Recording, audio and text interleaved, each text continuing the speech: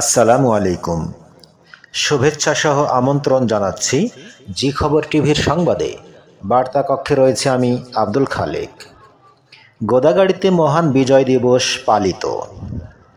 দিবসটিতে শহীদদের স্মরণে শহীদ মিনারে পুষ্পস্তবক অর্পণ, দোয়া মাহফিল ও ৩১ বার তোপধ্বনির মাধ্যমে দিনটির সূচনা করেন গোদাগাড়ী উপজেলা নির্বাহী অফিসার জনাব আবুল হায়াত। গোদাগাড়ী উপজেলা প্রশাসনের উদ্যোগে প্রতি বছর ১৬ ডিসেম্বর মহান বিজয় দিবস উপলক্ষে বিজয় মেলার আয়োজন করা হয়। বিজয় মেলায় পুরনো দিনের ইতিহাস তুলে ধরা হয়। এর মধ্যে সাংবাদিকদের তথ্য ও প্রযুক্তি বিষয়ক পরামর্শ, এসকে কম্পিউটার ট্রেনিং সেন্টারের তথ্য ও প্রযুক্তি বিষয়ক প্রশিক্ষণ, গরুর গাড়ির প্রদর্শনী, নকশি কাঁথার প্রদর্শনী সহ কুটির শিল্পের প্রদর্শনীর আয়োজন করা হয়।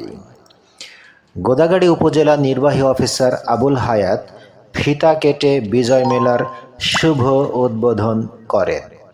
পরে গোদাগাড়ী উপজেলা নির্বাহী অফিসার আবুল হায়াত ও উপজেলা কমিশনার ভূমি শামসুল ইসলাম সহ বিভিন্ন দলের নেতাকর্মীরা বিজয় মেলার স্টল পরিদর্শন করেন।